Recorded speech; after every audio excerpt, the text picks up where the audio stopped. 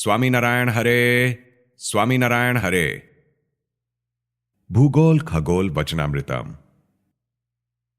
श्रीजी महाराज ने आषाढ़ी संवत 1863 में कार्तिक शुक्ला प्रतिपदा से प्रबोधनी के बीच श्री गडडा के भक्ति बाग में तिनिश वृक्ष के नीचे बैठकर शुकानंद मुनि द्वारा हरि भक्तों के लिए जो पत्र लिखवाया, उसका उद्देश्य यही था कि भक्तों को भूद्वीप खंड, युग परिमाण तथा प्रलय वर्णन पूर्वक भरत खंड में मनुष्य जन्म की दुर्लभता का वर्णन प्राप्त हो तथा मनुष्य जन्म प्राप्त करके अन्य लौकिक प्रवृत्ति का आग्रह न करके सब मुमुक्षु मोक्ष रूपी कार्य सिद्ध कर लेने पर जोर दें।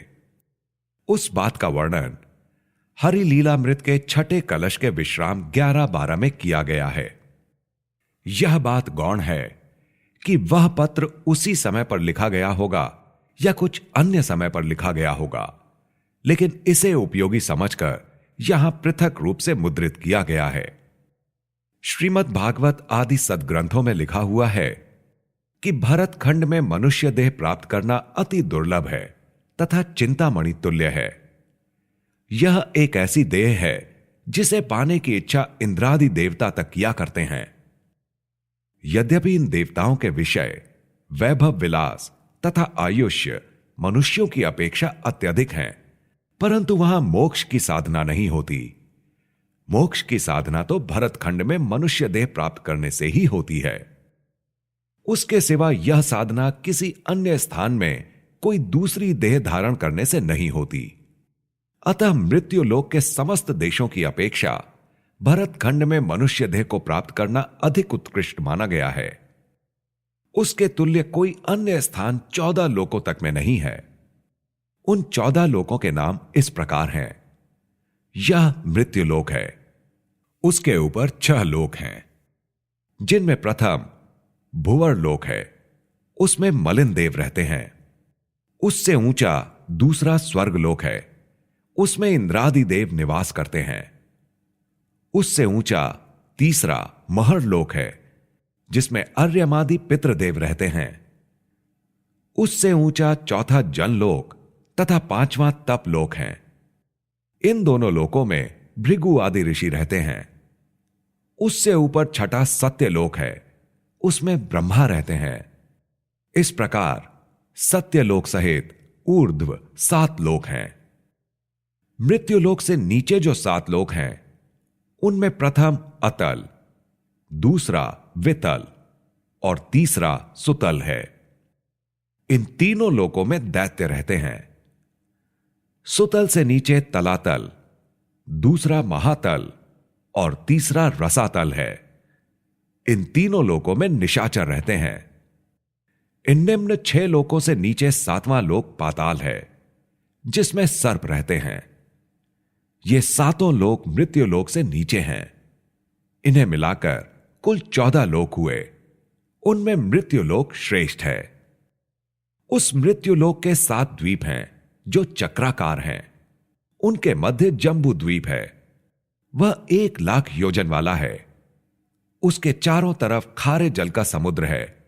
वह भी 1 लाख योजन तक फैला हुआ है। उससे दूसरा प्लक्ष नामक द्वीप है।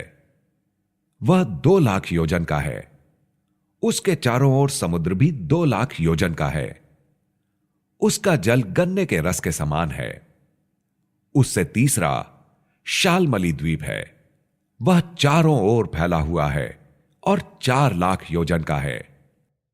उसके चारों तरफ समुद्र है। उसका जल सुरा यानी मध्य के समान है। उससे चौथा कुश द्वीप है। वह चारों ओर फैला हुआ है और 8 लाख योजन का है। उतना ही बड़ा समुद्र चारों ओर है। उसका जल घी के सदृश है। उससे 5वां कौंच द्वीप है। वह 16 लाख योजन का है। उतना ही बड़ा समुद्र उसके चारों ओर है और उसका जल दूध के समान है। उससे छठा शाक द्वीप है। वह 32 लाख योजन का है। उसके चारों ओर का समुद्र भी उतना ही बड़ा है। उसका जल दही मंडोद यानी दही के घोल के समान है। उससे 7वां पुष्कर द्वीप है। वह 64 लाख योजन का है। उसका जल सुधा यानी अमृत के समान मधुर है। इस प्रकार के 7 द्वीप हैं। उनमें यह जम्बू द्वीप श्रेष्ठ है। इस जम्बू द्वीप के 9 खंड हैं। वह कैसे हैं? तो उस द्वीप के मध्य भाग में सुवर्ण का मेरु पर्वत है। उस पर्वत की तराई में चारों तरफ फैला हुआ इलावर्त नामक एक खंड है। वहां संकर्षण की उपासना होती है। वहां शिव जी मुख्य भक्त हैं। उस मेरु पर्वत से पश्चिम दिशा में एक केतुमाल नाम का खंड है। उसका दूसरा नाम सुभग भी है। वहां प्रद्युम्न की उपासना होती है और लक्ष्मी जी मुख्य भक्त हैं। उस मेरु पर्वत से उत्तर दिशा में 3 खंड हैं। उनमें प्रथम रम्यक नामक खंड है, जिसमें मत्स्य भगवान की उपासना होती है। वहां सावर्णी मनु मुख्य भक्त हैं। उससे उत्तर में दूसरा हिरण्यमय खंड है। उसमें कूर्म जी की उपासना होती है। वहां अर्यमा मुख्य भक्त हैं। उससे उत्तर में तीसरा कुरु खंड है, जिसमें वराह की उपासना की जाती है। वहां पृथ्वी मुख्य भक्त है। इस प्रकार ये 5 खंड हुए। उस मेरु पर्वत से पूर्व दिशा में भद्राश्व नामक खंड है। वहां हयग्रीव की उपासना होती है। वहां भद्रश्रवा मुख्य भक्त हैं। उस मेरु पर्वत से दक्षिण दिशा में 3 खंड हैं। उनमें प्रथम हरिवर्ष खंड है। वहां नृसिंह जी की उपासना की जाती है और प्रहलाद जी मुख्य भक्त हैं। उससे दक्षिण दिशा में दूसरा किम पुरुष नामक खंड है, जहां रामचंद्र जी और लक्ष्मण जी की उपासना की जाती है तथा हनुमान जी मुख्य भक्त हैं। उससे दक्षिण दिशा में भरत खंड है। वहां नर नारायण देव की उपासना की जाती है और नारद जी मुख्य भक्त हैं। इस प्रकार इस जम्बू द्वीप के 9 खंड हुए। उनमें भरत खंड अति श्रेष्ठ है। इसका कारण क्या है? तो अन्य 8 खंडों में भोग विलास के सुख तो अत्यधिक हैं, किंतु वहां मोक्ष का साधन नहीं हो सकता। मोक्ष का साधन तो एकमात्र भरत खंड में ही हो सकता है। इस कारण 14 लोकों में इस भरत खंड तुल्य कोई अन्य स्थल नहीं है। भरत खंड में भी 13 देश हैं। वे अनार्य अर्थात कठोर हैं। इनमें पहला बंगाल, दूसरा नेपाल, तीसरा भूटान, चौथा कामाक्षी, 5वां सिंध, छठा काबुल, 7वां लाहौर, 8वां मुल्तान, 9वां ईरान, 10वां इस्तंबुल, 11वां अरबस्तान, 12वां स्वाल तथा 13वां पिलपिलाम है।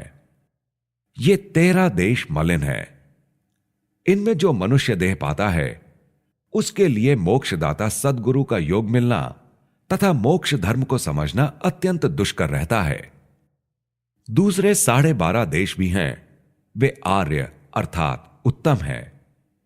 इनके नाम इस प्रकार हैं: पहला पूर्व, दूसरा व्रज, तीसरा मालव, चौथा मारू, 5वां पंजाब, छठा गुजरात, 7वां दक्षिण, 8वां मलबार, 9वां तिलंग, 10वां द्राविड़, 11वां बारमलार, 12वां सोरठ तथा आधा कच्छ।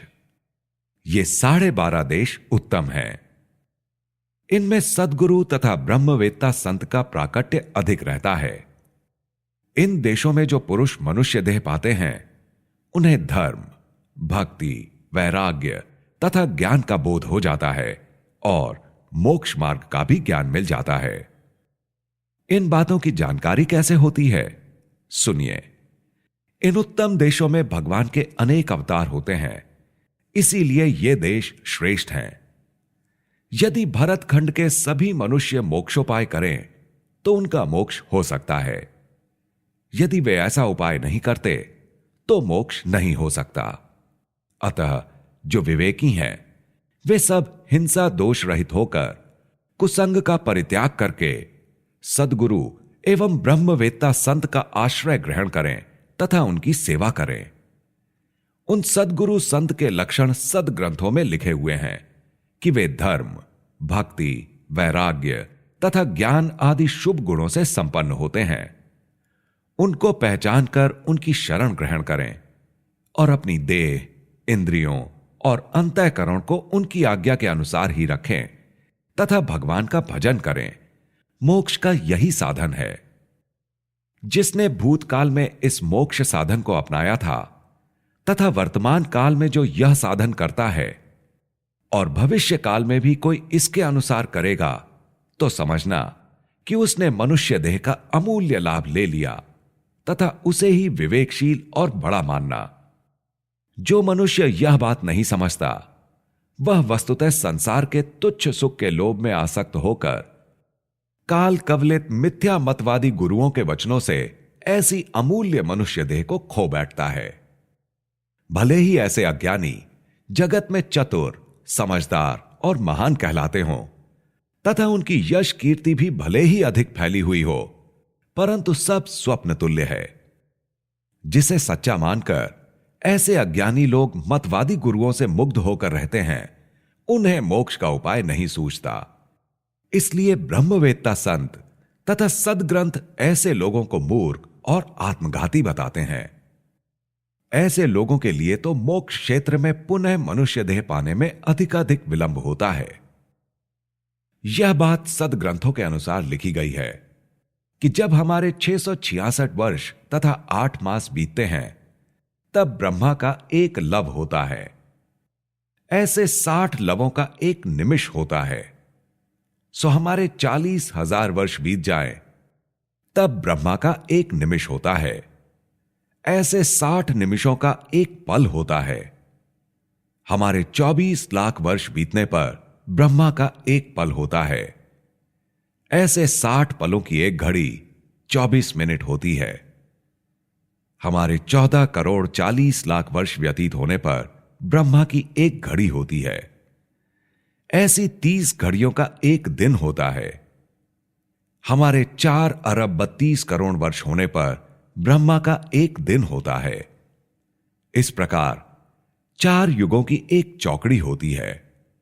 सतयुग के 17,28,000, त्रेता युग के 12,96,000, द्वापर के 8,64,000 तथा कलयुग के 4,32,000 वर्षों को जोड़ने से जब 43,20,000 वर्ष होते हैं, तब एक चौकड़ी पूर्ण होती है। ऐसी चारों युगों की 1,000 चौकड़ियां ब्रह्मा के एक दिन में बीत जाती हैं। ब्रह्मा के एक दिन में 14 मनुओं और 14 इंद्रों का समान रूप से राज्य करने के बाद विनाश हो जाता है।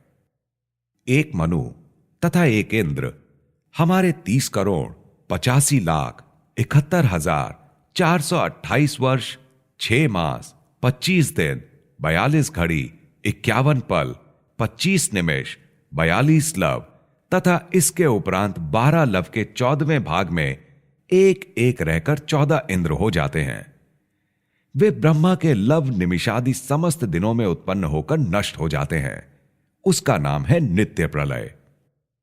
जब उस ब्रह्मा की एक रात्रि होती है, तब ब्रह्मा शयन करते हैं। तभी स्वर्गलोक, मृत्युलोक एवं पाताल लोक अर्थात त्रिलोकी का नाश हो जाता है। जितना बड़ा दिन होता है, उतनी ही बड़ी रात्रि होती है। जब हमारे 8 अरब 64 करोड़ वर्ष बीतते हैं, तब ब्रह्मा का अहोरात्र होकर एक दिन होता है। उपरोक्त सब सृष्टि का दिन प्रतिदिन नाश होता है और दिवसांतर में पुनः सृजन होता है, जो पुनः नाश होता है। उसका नाम निमित्त प्रलय कहलाता है, जो दूसरा है। इसे ब्रह्मा के एक दिन की अवधि कहा गया है। ऐसे ब्रह्मा के 30 दिनों का एक मास होता है। ऐसे 12 मासों का एक वर्ष होता है। ऐसे 100 वर्षों तक ब्रह्मा देह रखते हैं। वे ब्रह्मा जब देहोत्सर्ग करते हैं, तब उन 14 लोकों सहित ब्रह्मांड का नाश हो जाता है। तब प्रकृति से उत्पन्न सब कुछ कार्य प्रकृति में विलीन हो जाता है। यह प्राकृत प्रलय कहलाता है, जो तीसरा है। चौथा आत्यंतिक प्रलय होता है। इस प्रलय में तो अनंत कोटि ब्रह्मांडों का नाश हो जाता है।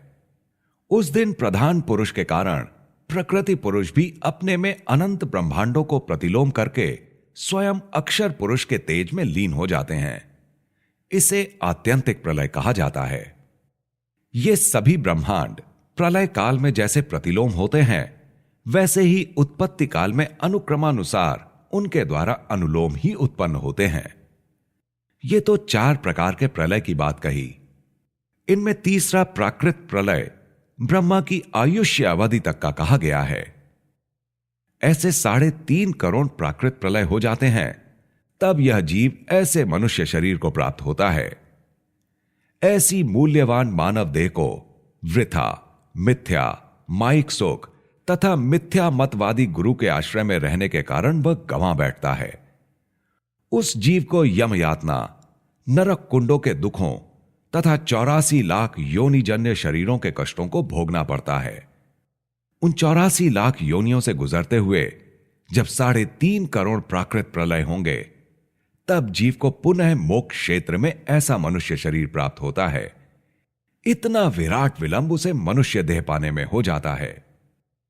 इसलिए हे भाई, चाहे तो आज समझकर मोक्षदाता सद्गुरु एवं संत का आश्रय ग्रहण करके उनकी आज्ञा के अनुसार अपने शरीर, इंद्रियों एवं अंतःकरण को रखो एवं अपनी आत्मा का कल्याण करके भगवान के धाम में पहुंचो। और यदि यह बात आज नहीं समझोगे तो तुम ऐसे मनुष्य शरीर को व्यर्थ ही गंवा बैठोगे जो मोक्ष साधन का धाम है। यदि इस देह को वृथा गंवाया तो पुनः ऐसा योग मिलना अति दुर्लभ है, तथा आगे कहा उतना विलंब भी है। अतः उतने लंबे अरसे तक कष्टों को भोगकर जब उसकी समयावधि पूर्ण होगी, तभी मोक्ष प्राप्ति का योग आएगा। उस समय भी मोक्ष तो तभी मिलेगा जब विवेक पूर्वक चिंतन करोगे। यदि आप उस दिशा नहीं सोचोगे तो उस दिन भी मोक्ष नहीं होगा। यह सिद्धांत वार्ता है। अतः जो विवेकशील हैं उसे इस बात पर सोचना, क्योंकि मूर्ख के सिर तो श्रुति स्मृति की कोई मान मर्यादा नहीं होती, इसलिए वे तो इस बात को कभी नहीं समझेगा।